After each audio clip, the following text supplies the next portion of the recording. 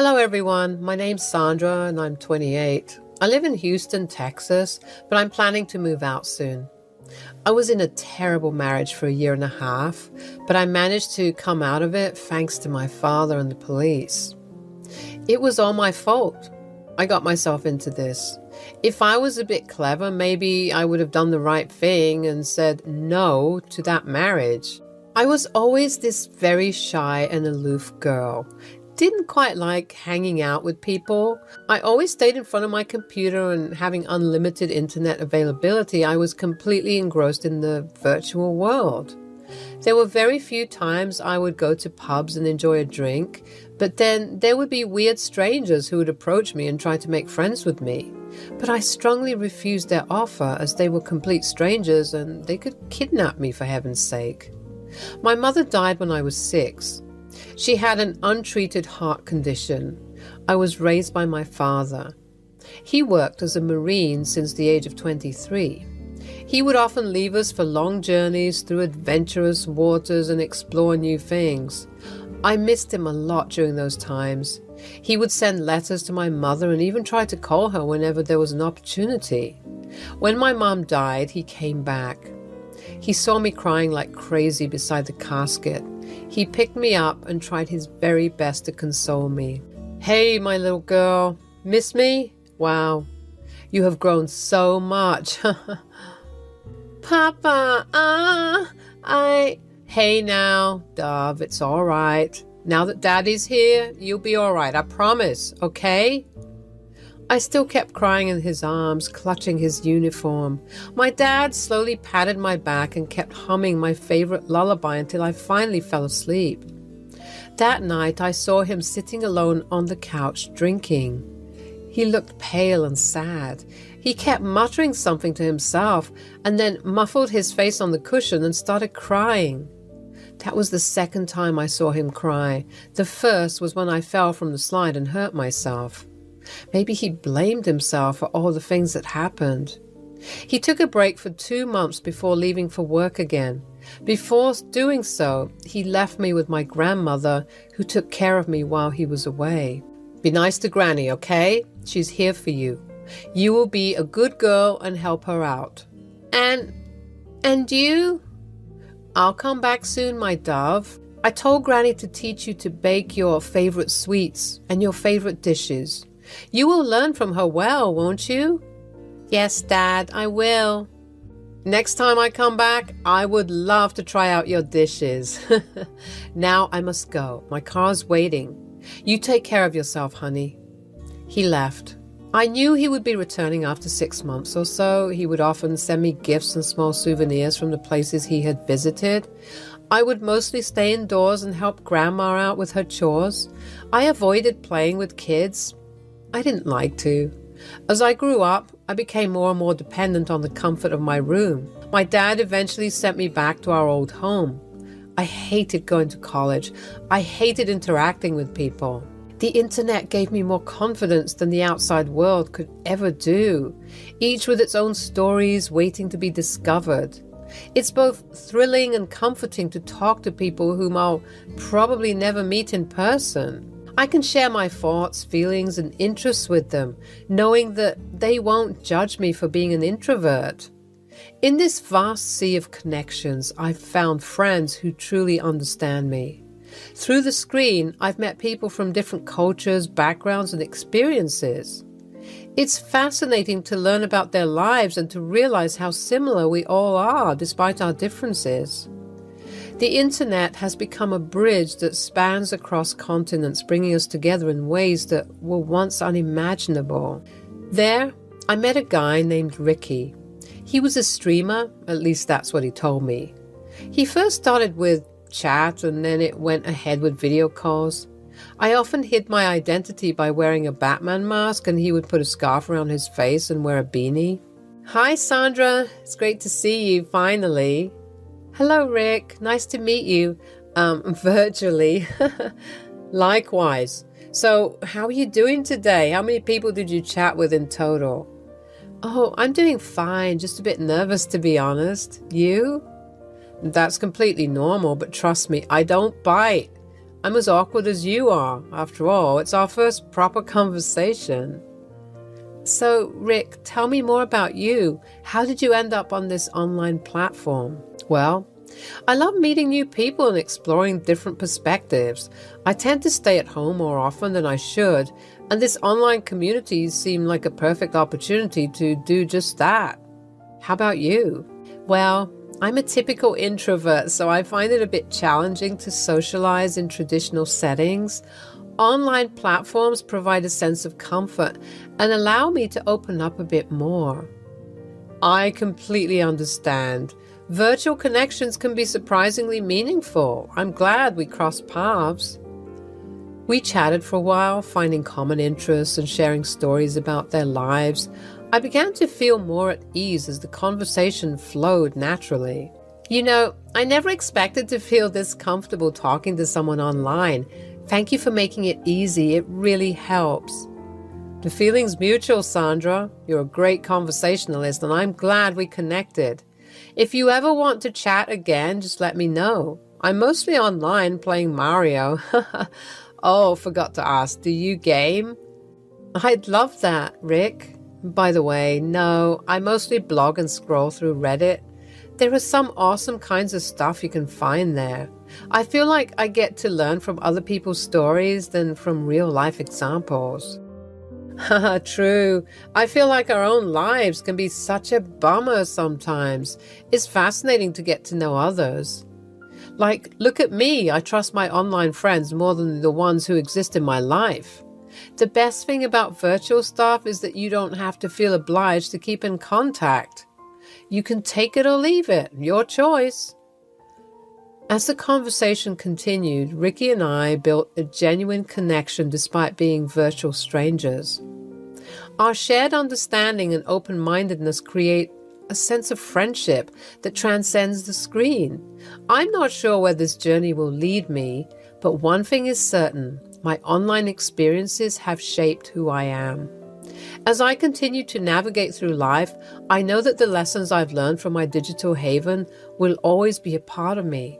My father, on the other hand, is a very careful person. If he finds out I'm making friends who I haven't even seen, he would get super pissed. The last time he came to me, he sat me down and ended up lecturing me during dinner. How are your studies, Dove? Dad, I've graduated. Well, you wouldn't know. You didn't come. Oh, Sandra, bad, you know. I was extremely busy, and I was sorry then and sorry now. I even emailed you saying I would be there for your birthday. Tomorrow is my pumpkin's birthday. Stop calling me names. I'm no longer 6, you know. Well, to me, you will always be my little dove. Anyways, what have you planned for the future? Are you thinking of working? I don't know. What do you mean, I don't know? What are your friends doing currently? I do not have any friends. What? Look, dear, I haven't shifted you to your mom's house so that you can stay home and not socialize with the world. There are so many things you're missing out on. So many people you won't be able to meet if you don't step out, honey. That's the problem, Dad. I don't know how to. But I'll try. I mean, I do make friends, but they are online. Online? Sandra, that's the worst platform to make friends.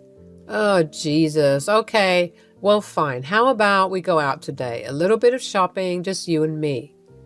I haven't been out at all recently. I don't know if I can or...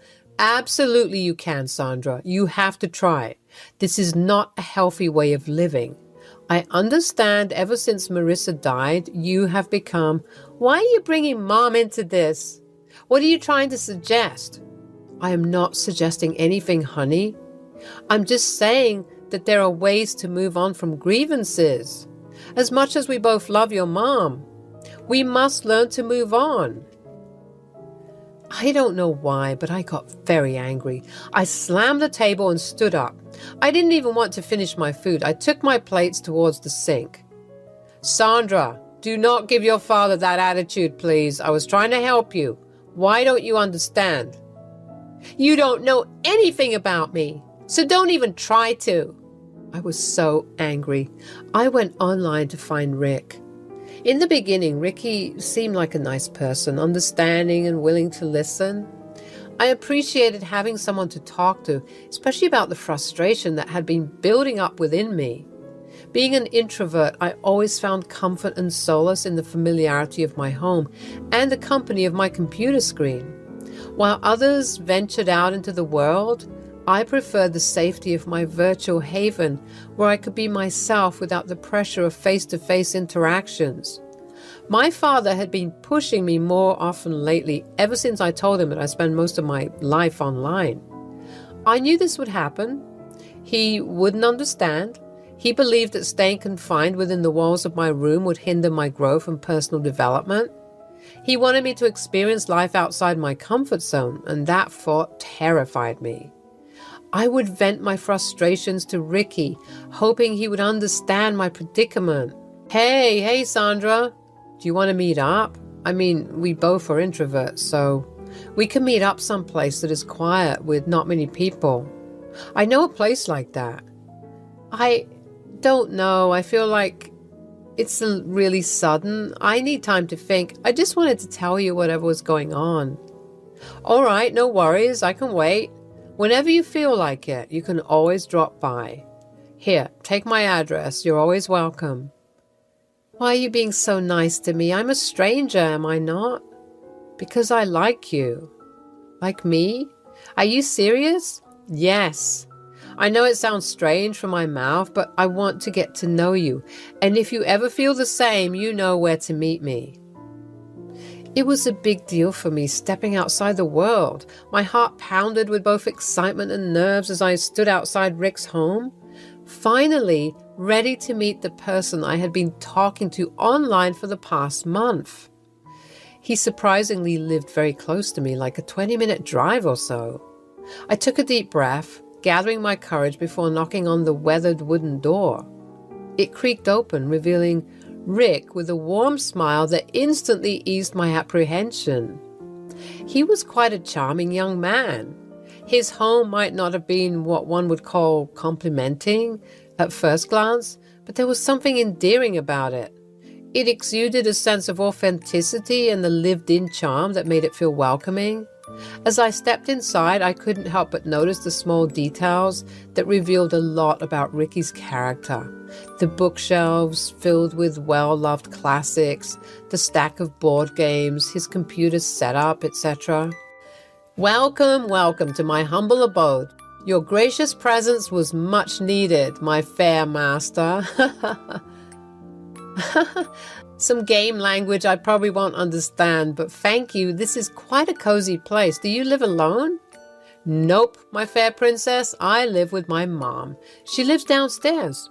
I have the top floor all to myself. Come, I'll show you around. We spent the day talking, laughing, and discovering even more about each other. Meeting in person added depth to our connection, and I felt a newfound appreciation for the person behind the screen.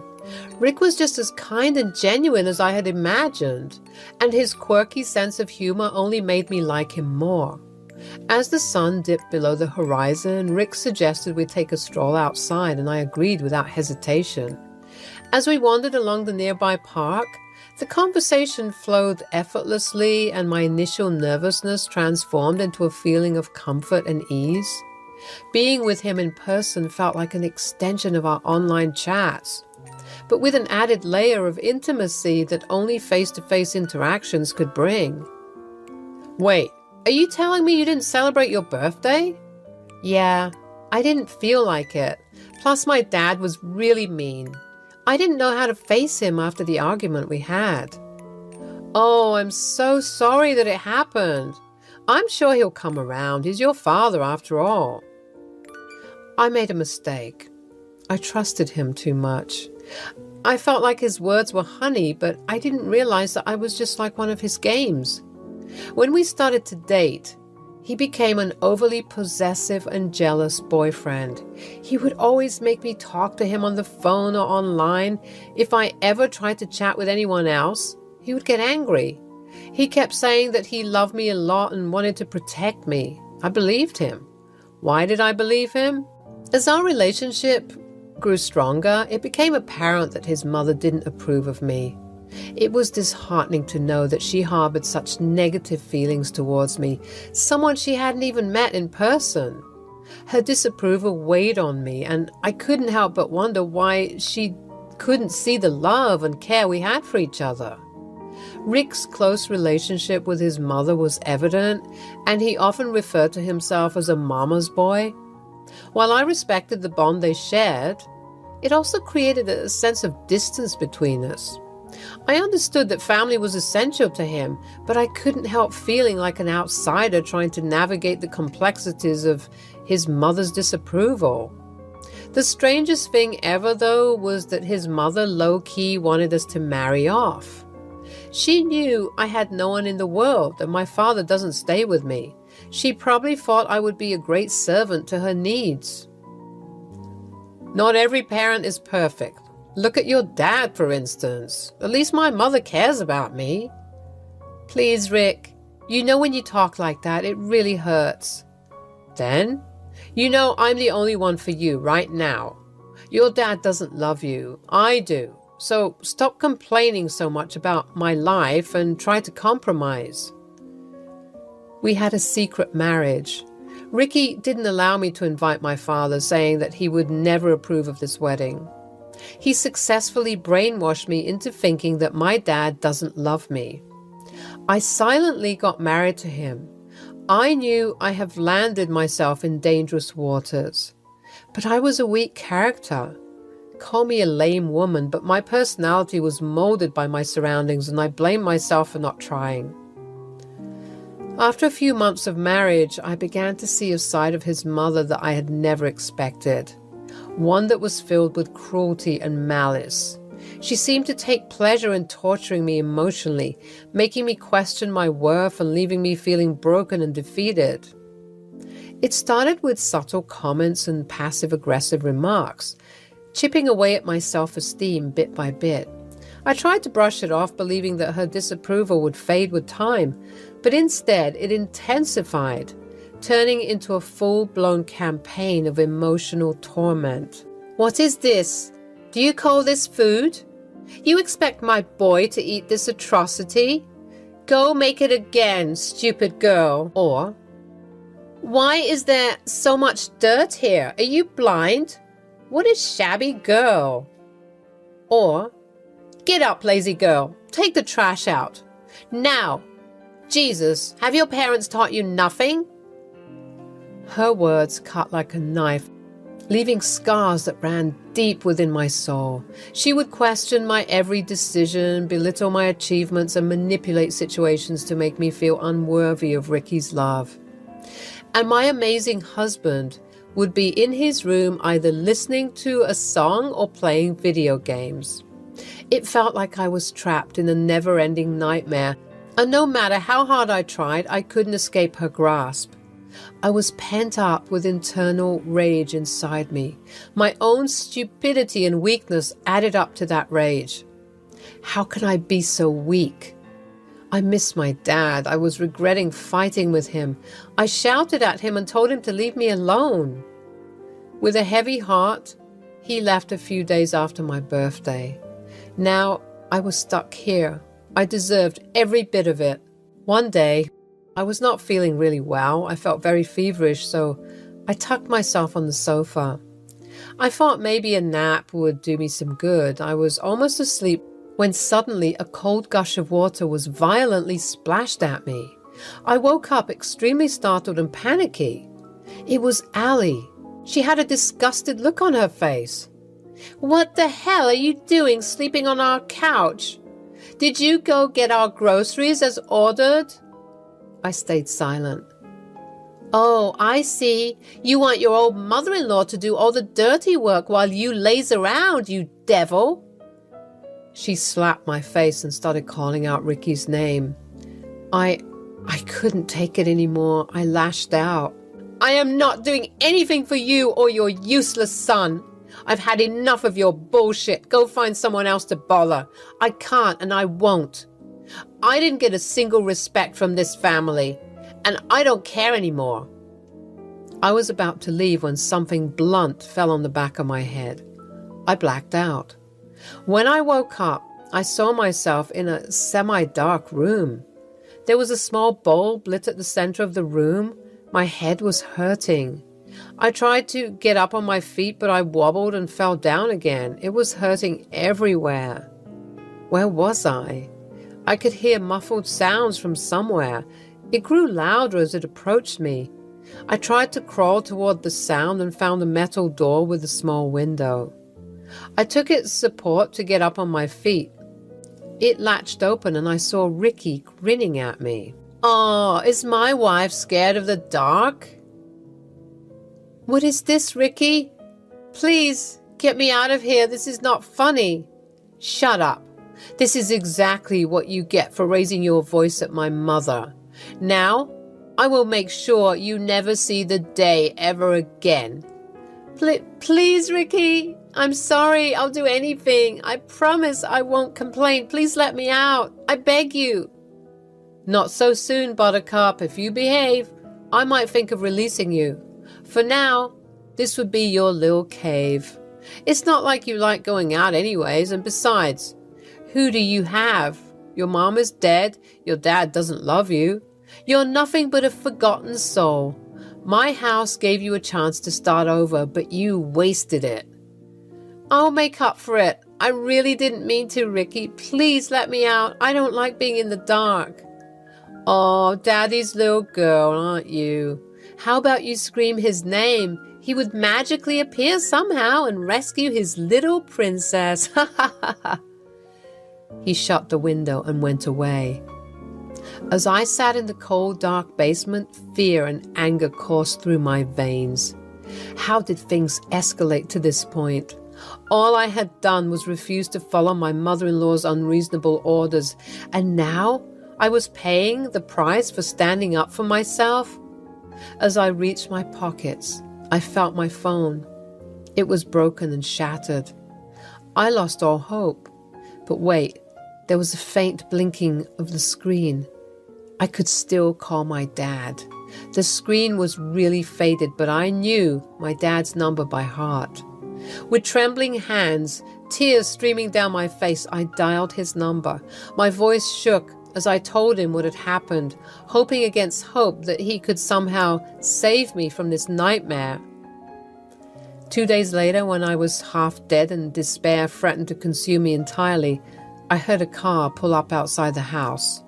My heart pounded in my chest as I strained to hear the sound of the footsteps coming down the stairs. When the door swung open, revealing my father standing tall and unwavering, a mix of relief and disbelief washed over me. I couldn't believe he had dropped everything and rushed to my aid. He brought a few cops along with him. Rick and Allie were immediately arrested. They were trying their best to lie, but were in vain. "You have no idea what you both have waiting at court, you psychopaths. What have you done to my little girl?" "Sir, we are truly sorry. We meant no harm.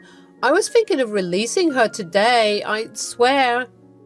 "And who are you to decide the punishment for my daughter? You look like something out of a sewer, pathetic little scumbag." "Okay, come on, Sandra. Let's go." As my dad escorted me out of that dark basement, I felt a newfound sense of courage and determination. The ordeal was far from easy, but it had shown me that I could face challenges head-on with the unwavering support of my Marine dad by my side. From that day forward, I vowed to stand up for myself and never let anyone take away my voice. I just hope Ricky and his mom rot in jail. I'm planning to move to New Orleans with my dad. Texas was not safe for me anymore. And yeah, I will make sure not to ever rely on online strangers anymore. Lesson learned.